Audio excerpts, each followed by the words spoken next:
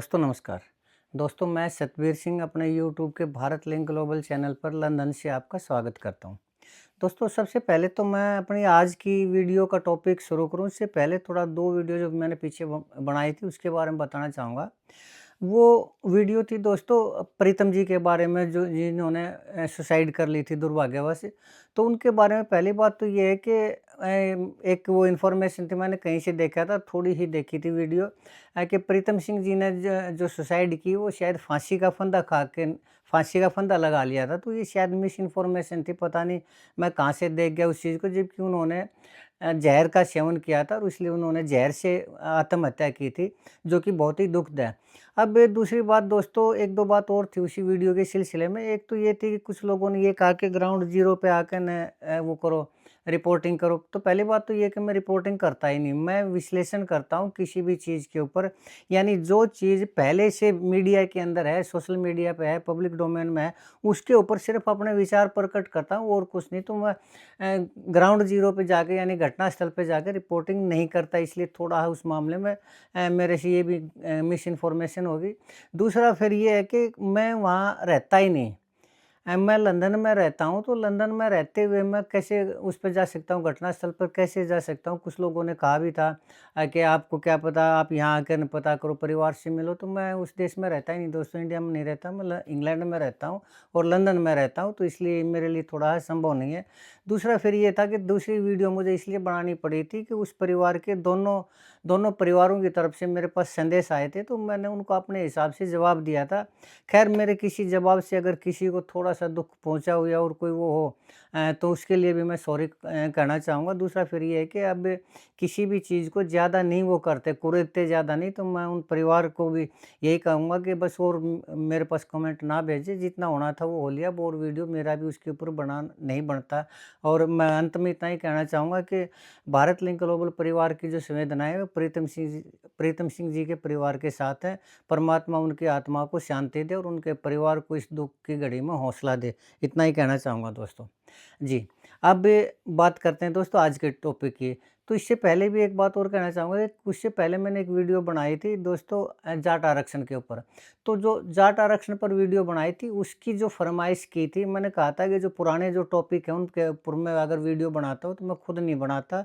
मेरे जो सब्सक्राइबर हैं उनके कहने से बनाता हूँ, उनकी फ़रमाइश से बनाता हूँ। तो जाट आरक्षण के ऊपर कई मेरे सब्सक्राइबर के कमेंट आए थे कि इस पे बनाएँ। एक तो उनमें से नवजीत मलिक जी थे और एक नवीन नैन थे जींद से, जिन्होंने ये कहा था कि मैं जाट आरक्षण पर वीडियो बनाऊँ और मैंने उनके कहने से वीडियो बनाई थी। अब हम जो बात करना चाह रहे हैं आज की, तो उसकी भी फ़रमाइश दोस्तों कई मेरे सब्सक्राइबर उन्होंने कहा। एक तो सुदेश कुमार हैं, एक एस भारद्वाज जी हैं और एक कृषि यादव जी हैं। उन्होंने कहा था कि मैं नरसिंह यादव के ऊपर अपनी वीडियो बनाऊँ इस टॉपिक के ऊपर और सुशील कुमार के ऊपर। तो चलिए आज की जो हमारी वीडियो उसके ऊपर हम चर्चा शुरू करते हैं। तो दोस्तों आज जो है मैं इन 2 महान धुरंधरों के बारे में बताना चाहूँगा जिन्होंने वो मुकाम हासिल किया अपनी मेहनत से, अपनी लगन से, अपने जुनून से कि जो हर एक किसी को हासिल नहीं होता। निस्संदेह इनके अंदर प्रतिभा तो थी, लेकिन इन्होंने उस प्रतिभा को अपनी मेहनत से और आगे बढ़ाया और उसका सही उपयोग किया और दुनिया में उन्होंने अपने माँ-बाप का और अपने देश का नाम रोशन किया। लेकिन दोस्तों अपने अहंकार के कारण दोनों ही इन धुरंधरों ने अब वो अपना न सिर्फ जीवन बर्बाद किया बल्कि जग में हँसाई जिसको बोलते हैं, मतलब हँसी के पात्र भी बने और अपना करियर भी ख़त्म कर लिया और गुमनामी के अंधेरे में भी चले गए। और उनमें से एक जो सुशील कुमार हैं वो तो जीवन भर के लिए मतलब जेल में भी जा चुके हैं, यानी उनकी जो सामाजिक लाइफ है वो भी ख़त्म हो चुकी है। तो वो सिर्फ उन लोगों के अहंकार की वजह से थी और किसी वजह से नहीं। लेकिन चलिए जो भी है इसके ऊपर मैं थोड़ा-सा पहले तो नरसिंह यादव जी और सुशील कुमार के बारे में बताना चाहूँगा कि उन्होंने क्या-क्या हासिल किया। तो नरसिंह यादव जी दोस्तों उनका पूरा नाम था नरसिंह पंचम यादव, पंचम उनके पिताजी का नाम था। वैसे उनका जन्म तो हुआ था वाराणसी में यानी यूपी में हुआ था, लेकिन उनके जो पिताजी थे पंचम यादव जी वो मुंबई के अंदर रहा करते और वहाँ उनका दूध का कारोबार था, डेयरी कहिए या कुछ भी कहिए। तो वो पहले से अपने भाई के साथ जो नरसिंह यादव थे वो अपने पिताजी के पास चले गए थे और उनका जो बड़ा भाई था वो भी पहलवान था, तो उन्हीं के प्रेरणा से उन्होंने पहलवानी शुरू की थी और अपनी जल्दी ही मतलब कम समय में ही अपना वो मुकाम हासिल किया जो कि बॉम्बे में और किसी पहलवान को हासिल नहीं हुआ। हालाँकि वो ओलंपिक में तो नहीं जा पाए, लेकिन चाहे कॉमनवेल्थ गेम हो, एशियन गेम हो या फिर और दूसरे गेम हो, उन्होंने हर एक मेडल जीता था। ब्रॉन्ज मेडल हो, गोल्ड मेडल हो, सिल्वर मेडल हो। और वो जो कुश्ती किया करते, वो 74 किलोग्राम वेट में कुश्ती किया करते, यानी उनका जो वेट था वो 74 किलोग्राम था। और अब अगर बात करें दोस्तों हम सुशील कुमार जी की, तो निस्संदेह सुशील कुमार जो पहलवान था वो नरसिंह यादव से ज़्यादा बड़ा पहलवान था। क्यों? क्योंकि उन्होंने जो मुकाम हासिल किया वो नरसिंह यादव से ज़्यादा बड़ा मुकाम हासिल किया। और उन्होंने वर्ल्ड रेसलिंग ही नहीं, उन्होंने एशियन गेम है, कॉमनवेल्थ गेम है, उन्होंने लगातार 3-3 बार स्वर्ण पदक भी जीते कॉमनवेल्थ में, एशियन गेम में भी मेडल जीते। और ओलंपिक में 2008 के ओलंपिक में, बीजिंग ओलंपिक था, उसमें उन्होंने ब्रॉन्ज मेडल जीता। और 2012 का जो ओलंपिक गेम था लंदन का था, उसमें उन्होंने सिल्वर मेडल जीता था। और उनको जो सरकार ने सम्मान किया, अर्जुन अवार्ड हो, मेजर ध्यानचंद अवार्ड हो या फिर पद्मश्री हो, उस हर उससे अवार्ड से सरकार ने उनको सम्मानित किया था। क्यों? क्योंकि उनकी प्रतिभा ही इतनी ज़्यादा बड़ी थी।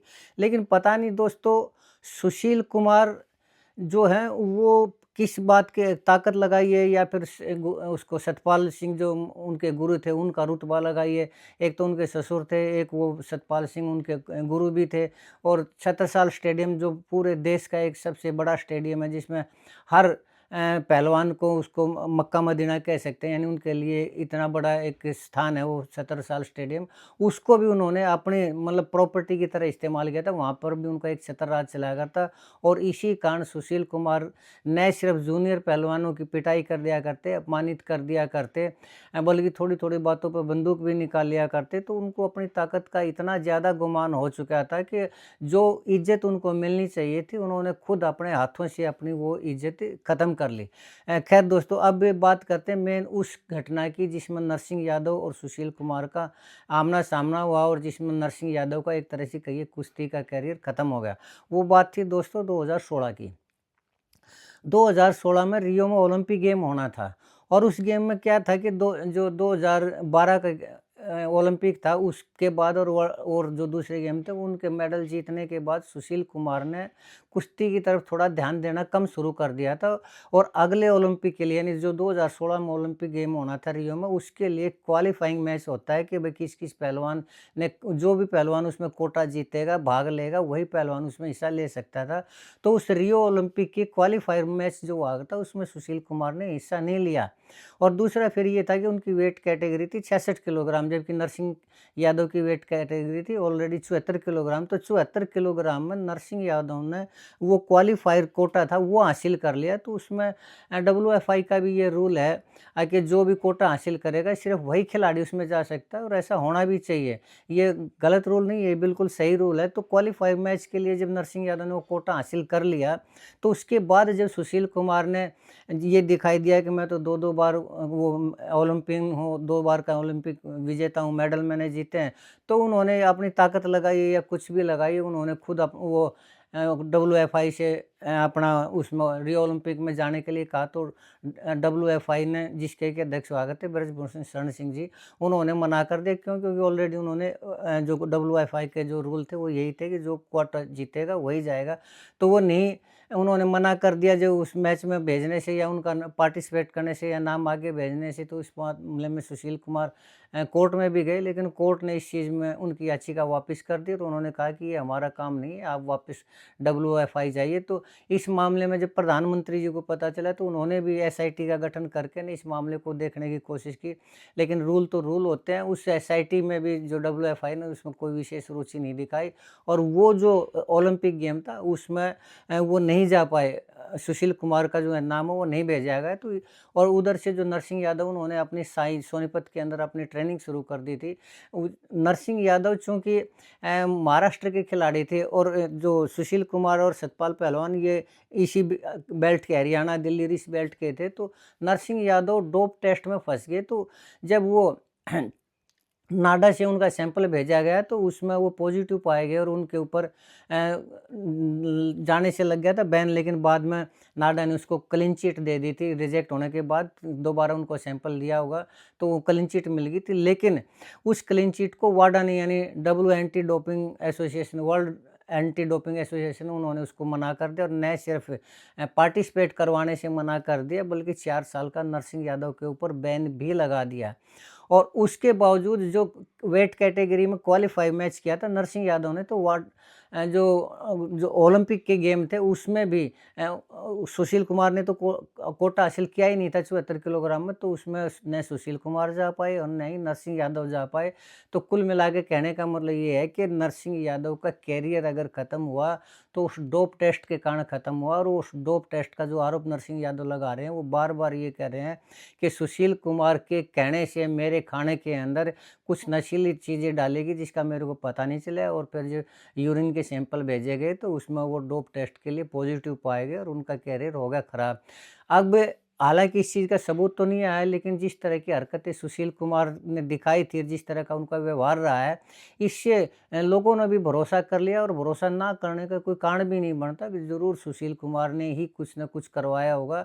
और उस जो नरसिंह पहलवान एक उभरता हुआ खिलाड़ी था, उसका अगर कैरियर ख़त्म करने के अंदर अगर किसी का हाथ है, तो ये लोगों ने यही समझा कि वो सुशील कुमार का ही हाथ है। जो भी हुआ हो दोस्तों, लेकिन ये देश के लिए बहुत दुर्भाग्य की बात है। और सुशील कुमार ने पहलवानों के साथ जो व्यवहार किया, एक सागर धनखड़ पहलवान की जिस प्रकार से उनकी पिटाई के कारण मृत्यु हुई, वो भी दुःख था। और वो जो सुशील कुमार जिसको कि दुनिया का हीरो होना चाहिए था, देश की शान होना चाहिए था, आज वो अपने ही कर्मों के कारण आज वो जेल में है और उसकी ज़िंदगी ख़त्म हो रही है। हालाँकि नरसिंह यादव, इसमें मुझे नहीं लगता कि उस बच्चे का किसी तरह का कोई कसूर था, लेकिन फिर भी उसके अगर कुश्ती को ख़त्म करने का अगर किसी तरह का कोई नाम जाता है या वजह बनती है, तो उसमें भी सुशील कुमार को ही ज़िम्मेदार ठहराया जा रहा है।